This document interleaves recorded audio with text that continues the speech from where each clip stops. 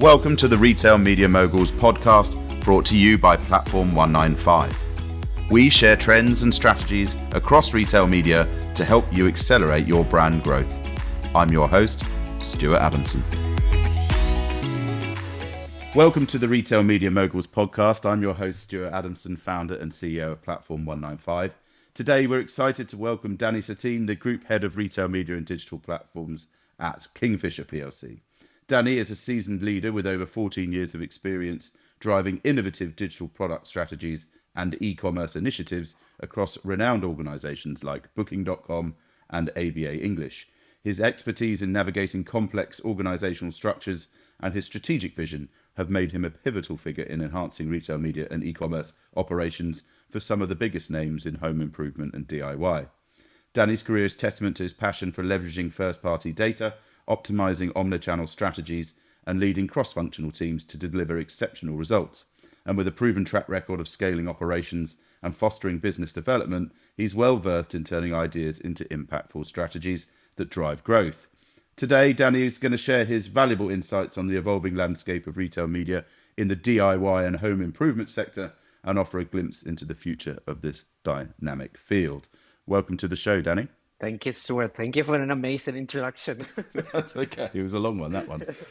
Listen, we were just actually talking just before we started about your background at Booking.com. Tell me about that first and how you suddenly got into Kingfisher and the evolution of that. So I think that Booking was the pinnacle of me understanding, okay, this is where I come from in terms of advertising, because my background was in advertising.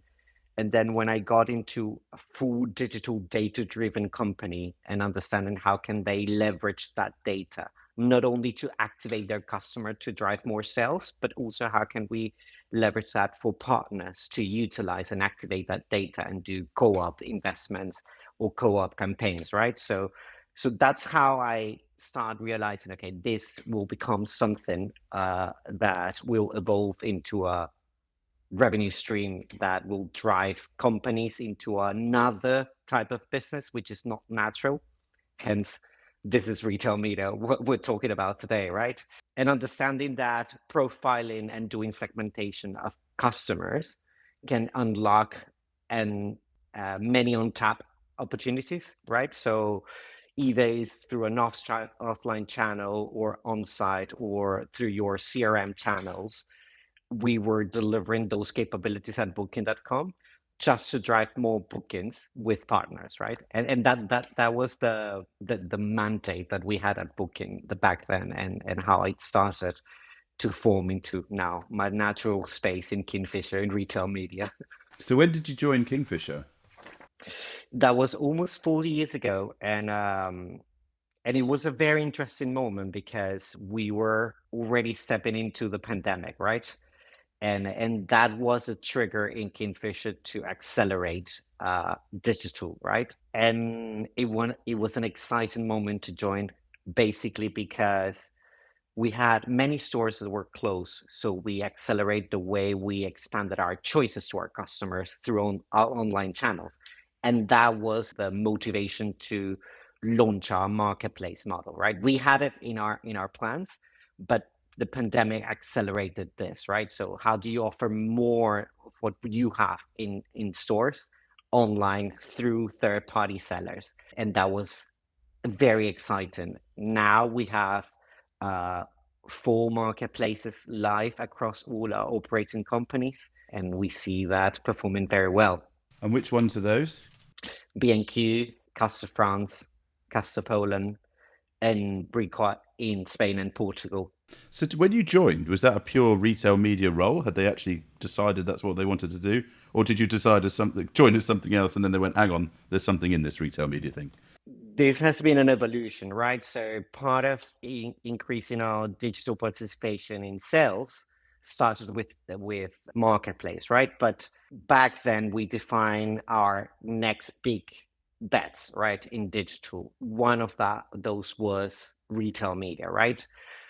but we needed to secure our e-commerce platform, make it scalable, make it data-driven, ready for engage with marketing channels, and how it was connected to our stores, which is still a huge chunk of our sales goes through stores, especially when you talk about DIY and home improvement. So when the moment was right, probably almost 2 years ago, it's when we said, okay, let's start our retail media adventure, right?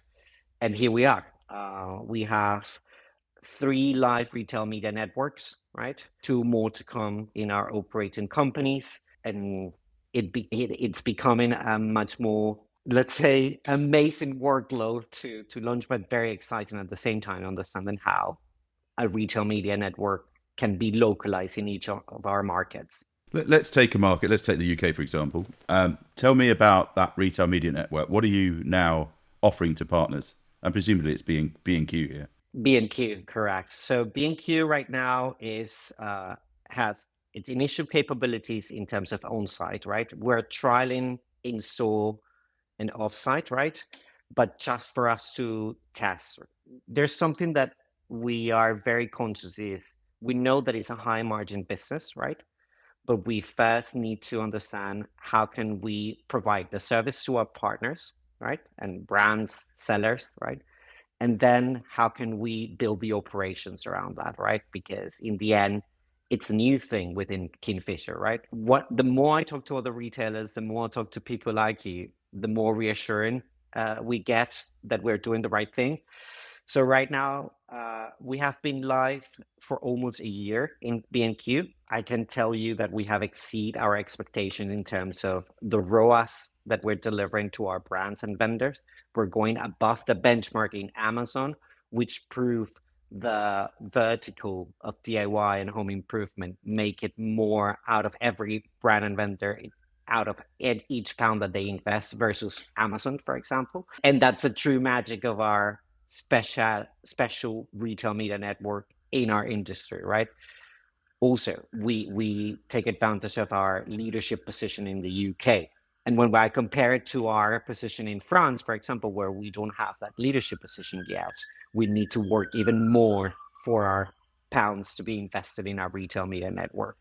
So that's it. We have our on-site capabilities, trialing in-store, trialing off-site, and overarching data monetization at the same time.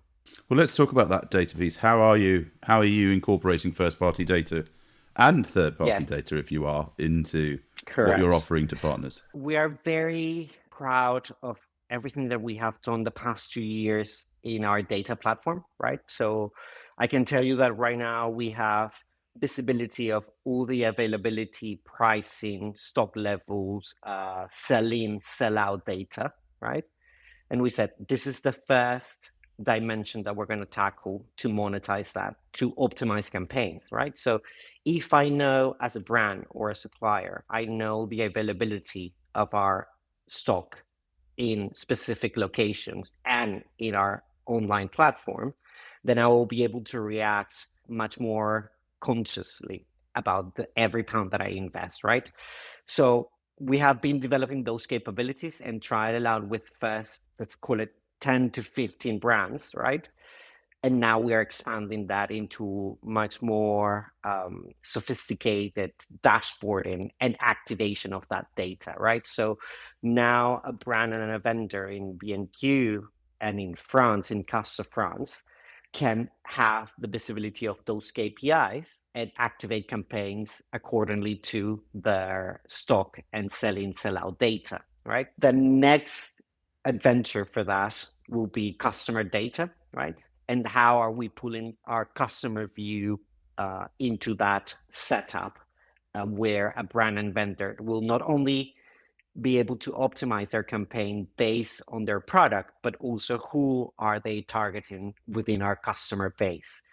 And that's our obsession right now. Brilliant. So have you set up a self-serve platform for your partners to come in and see? And Correct. and what's So powering that? Have you built that yourself, or is that powered by a third So party? we have built our own data lake, right, and our own data platform. Then the way it's being visualized, it's powered by Power BI capabilities, right? but in a much more sophisticated way, which is our second stage of this. We have partnered with a company called Convertio, who are bringing all the expertise from dunnhumby to utilize that data and showcasing it to the brands and vendors so they can do a self-service. So it's a web app in the end where brands and vendor can access to their own data, benchmark it within the same category, for example, and what's the market share of your products versus the top main competitors that you have. Hence, you will be able to activate that campaign through retail media capabilities. And then how are you serving on-site ads? Are you, well, there's two bits there you talked about. One was data monetization. Let's start with that. Are you pushing the data downstream, or is it at the moment just there to optimize campaigns with? At the moment, it's just for optimization of campaigns. Our aim is to have a full stack data capability, right? So from pulling out data, understanding and getting the valuable insights, but then how it's connected to all our platforms that in the case of on-site, for example, we have partnered with Unlimited and Citrus Ad, right? So they are our partners for on-site. How we will connect that to feed those insights and activate that data. So that's our end goal next year. And then how about the in-store piece then? You talked about trialing that. Tell me how you're trialing that and what's going on there. Because obviously you're very heavily store-led and people still like to go into the stores. This is probably the most fascinating piece of my work right now, right? Because probably you and I, we have the same vision of how our retail media works from a digital perspective, but when you go in store, it's a completely different world, right? You need to take into account so many variables that, for example, when you build up a platform, you build up your requirements, right? Who is the customer? What will be the journey? How do you the checkout? All that journey. But when you're in store, the variables are another, right?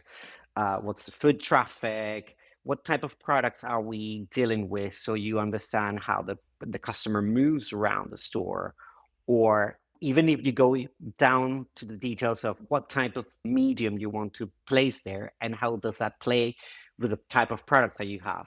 Let's say that you put a screen at the foyer, the store, but you will see people coming in and out. But if you are purchasing, let's say, a big, massive product, that product can go into the screens, right? So you don't want that to happen, which is something that probably you don't find in groceries retailers, right? Because they don't deal with that volume product. So those kind of details are the ones that we're mapping out, right? We're testing different in-store screens, right? But the question is how we measure and how we track performance of those campaigns that we are running as a trial right now. We discussed in our initial conversation eye tracking, camera feeding into the profiling of the customer that we're visiting, but we want to go beyond that, right? We want to understand how we get the opt-in of the customer that it's installed to be tracked, right? That because we are over compliant at the same time, but then having a much more passive approach of the customer that it's in there, so we know that they are engaging with the campaigns without asking them to do anything, right? So, and this is connected to my previous experiences, is that how can you utilize apps and our apps, so we know our customers, we can know when they are in the store and we can know in what type of location they are in the store, and at the same time we know what they purchase, so we will know what type of incrementality are we driving based on the campaigns that we have, and that's kind of like the end game for us for when we talk about in store. How we connect that to an omni-channel retail media value proposition, that's the basis of data, right? So again, if we go back to that initial point where I know the availability, I know the stock, I know the sell-in and sell-out data, I will know through which channel I have sold that. In B&Q, for example, that's how we connect the journey of an omni-channel retail media network. That's why our obsession is data. Amazing. It's going to be an amazing journey, that. So is that technology that you're putting into the stores, Is that being driven by retail media, or is the business already doing that and then you're leveraging it? This is a very a question with intention, because you know that within a retailer, when you touch any trade marketing activity, it's very disruptive, right? The good thing is that we have been partnering very well with our commercial team, with our traders, with our buying team, right? Because we know that they have a big chunk of that trade marketing activity, right? But especially when we talk about in-store activity, sponsor products in our e-commerce, that's another world, easy to justify in front of our commercial teams and traders, right? But let's talk about homepage banner, where we are pushing our rebates and promos, but in store when you activate a promotion as well. The magic of our conversation with our commercial and trading team has been we can leverage that with our own capabilities. So you will be able to report in real time the performance of that, and not waiting 30, 60, 90 days to get back to your brand and vendor and show what you have approved in terms of incrementality, for example. What we're saying is that with the retail media, we will be able to unlock faster budgets, right? And much more frequently in their media plans throughout the year. And that has worked, especially because when we talk about, for example, marketplace, and you put your 1P business and your 3P business together, that also makes the commercial and trading team motivated to engage much more with brands and vendor and offer them retail media services, because the competition is getting tighter, right? CPCs are increasing in our PLP pages, hence you will have to be active in your trading plans to offer retail media services. That's how we are putting it together. That whole conversation around the trade, your sort of your contract, your product buyers.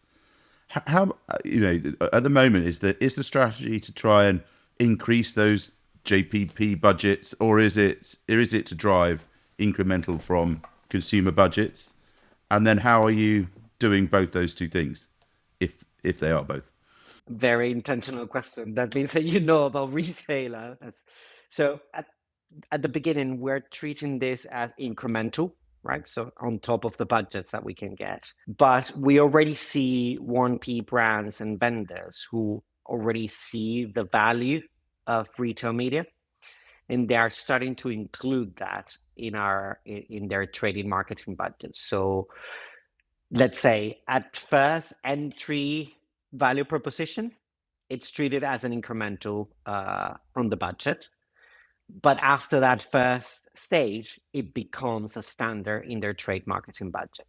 And I give you an example that it's not in the UK, but in our operating company in France, in Castorama France, where we have been live for a year and a half with our retail media network. When we started, we were already past beyond the trade marketing budget for the year. So it was hard to get retail media budget from that trade marketing budget. We tested in a very beneficial conditions for a brand and vendor. They saw the benefit of it, and right now we are already including their retail media budgets for next year as a secure activation. Yeah. So are there still a suite of separate opportunities that your partners are buying as part of their original trade thing that sits separately to what you're now offering from a digitalized, datafied retail media solution? Correct. I mean, in the end, look, then you have, for us, you have, yeah, and we have another mix into this potion that we're building. Is that we have our own exclusive brands. We own brands, right? That play at the same time with 1P vendors, 3P sellers, and our brands, right? So it's a master operation that we need to put together. But in the end, our message to our 1P and 3P sellers is that competition is getting higher, but we have the customers. We can give you quality customers that will uplift your conversion if you do this type of activities that can get you real-time performance tracking. Hence, you will be able to optimize. And is on top of that, you put the data and transparency as an overarching to manage that relationship, then you have the perfect setup to leverage all the budget that you can get from brands and vendors. Yeah, and obviously your retail media organization is designed to really help those third party brands. How much pressure do you get from the business because you have your own brand activity? How much are they saying, well, we need some of that space, we need to carve that off for Yes, us? How are you correct. managing that? Correct. So here is where we are very protective of our business, but at the same time we're over compliance of how we trade with our brands and vendors, right? So the good thing is that within Kingfisher and within our operating companies, the team that owns our brands are completely separate, right? So it's a way of treating our own exclusive brand as another additional brand and vendor that it's trading in our e-commerce and in-store. And when you add retail media, this is basically my past year has been training them, educating them, giving them the right tools to operate retail media activities within our company. So for us, it's like it's like a lab where we test things. So I have an own exclusive brand team that need to understand how they operate retail media activities. So before going into the market with our brands and third-party sellers, I test those with our own exclusive brand and say, okay, I can streamline that type of ad ops or that type of CBC yield management into 1P and 3P sellers. And that's how we build a proposition in a fair game when everyone is competing for the same sponsor product spot, right? Yeah, yeah, very good. It's always a testing one, that one, and how it's a piece of stakeholder management that's Correct. definitely Yeah, a required. lot. A lot. Yeah. So tell me about the onboarding of partners then. So how many, if you can tell me, how many partners have you got, and how many are actually starting to, or are using your retail media network? And then also, how are you going to market? How are you engaging with them and bringing them on board? So across all our group, meaning across all our operating companies that have a retail media network running, in the past year, we have onboarded more than 400 brands and sellers, right? This is a combination between 1P and third-party sellers, right? The onboarding and the strategy that we're following is for 1P vendor, we tend to do managed services.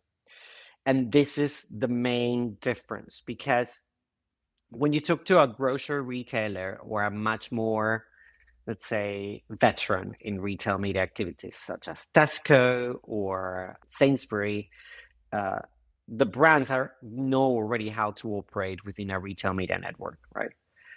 In DIY and home improvement, we're not there yet, right? So we need to provide them managed services so they can get the assurance of how can they build later on those capabilities internally. But in the meantime, we are offering their managed services. And that means from the setup of how the platform works, of course, the contracting, the media planning, and the activation of that campaigns, and the optimization of those campaigns as well.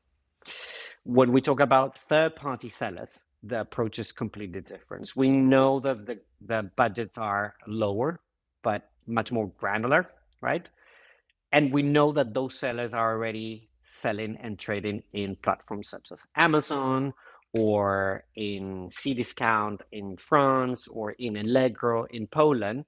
They already know how that operates, and they do a self-service approach. Hence, we can expedite the way they go live with a campaign, right? They know how to do yield management of CPC. They know how to optimize their budget. They already sensed what's the daily cap to not exceed or not to exhaust their daily budget and keep that prominent position in our PLPs. What it's true is that whenever you go for 3P sellers, they will be obsessed about sponsor products, right? While in 1P, to prove real return of investment for every pound that they invest in our retail media network, you need to diversify their media plan because they will not go only for one sponsor product. They need brand presence, they need conversion touch point, they need cross-selling opportunities, right? That's why we have been accelerating our on-site capabilities so we can prove better media planning. That's our strategy. And then with that sort of extending products, are you doing much audience extension, so away from the site using your data? That's probably the most complex thing for us. I told you, our first dimension has been first party vendor performance data, right? Customer data, we're running against the clock to build that customer single view so we can do that audience extension and drive traffic, let's call it offsite channels, and how we activate those. And that's something that it's our bet for next year. It's true, and this is something also I told you in the beginning, is that we're very protective of our margins. We're convinced that retail media is a very high margin business. We have proved that already. When we talk about offsite and audience extension, that's when we get the question is like, let's test it first and see the margins around that before we invest. Because first, you need lots of tech investment, and IT capex goes very up. But at the same time, you need operations to run that. You need a partnership probably with a media agency to help you with that. And that's another type of channel that requires another type of operation. So we are in a process of setting that up for next year.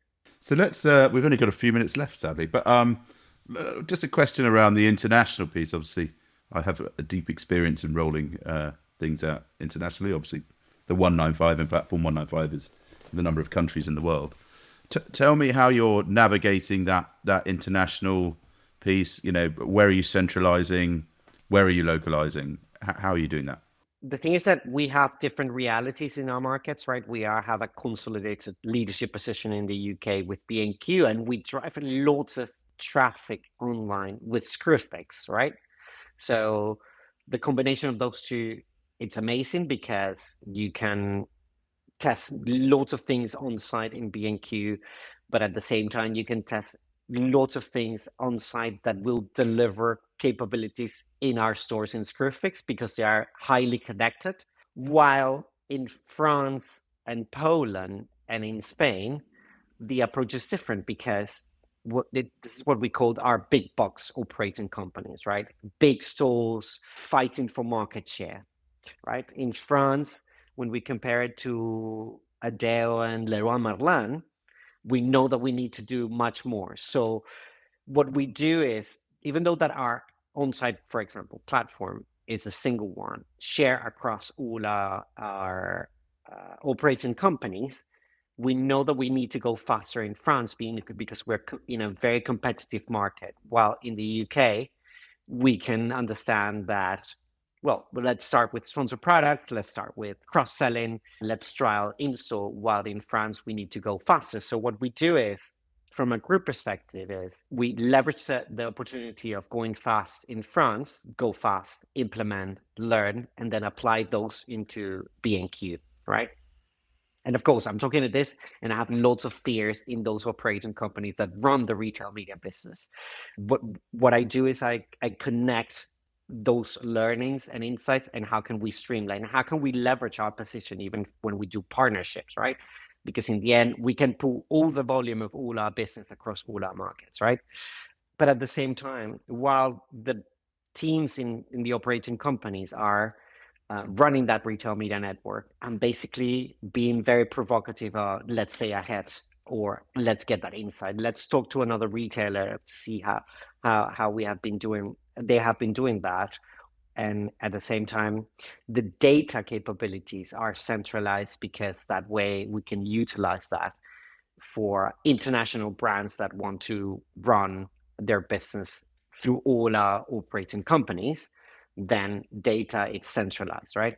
And that's how we have been approaching the expansion of our retail media networks. Yeah, very smart. I think if you can get that big group leverage on the partners and the deals and pooling that volume, as well as then centralizing how you deliver and all of that knowledge and data, it's the right way.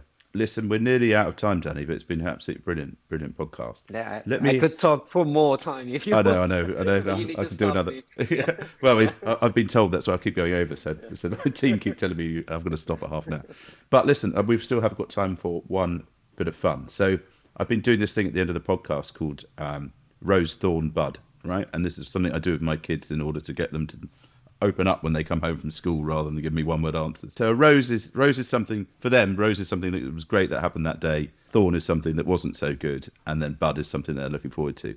So if we translate that to you and the retail media world and Kingfisher, tell us the rose being, something that you're really proud of. You think that's going really, really well. The thorn, something that's a bit of a challenge, and you're really trying to work out how to get over that. And then Bud, what are you looking forward to? What does the future look like? Should we start with the rose? Yeah, of course, always starting with positive things. I think I'm very proud of how we have accelerated our digital capabilities in Kingfisher the past 4 years. I said the trigger was the pandemic, but it was a very much needed transformation.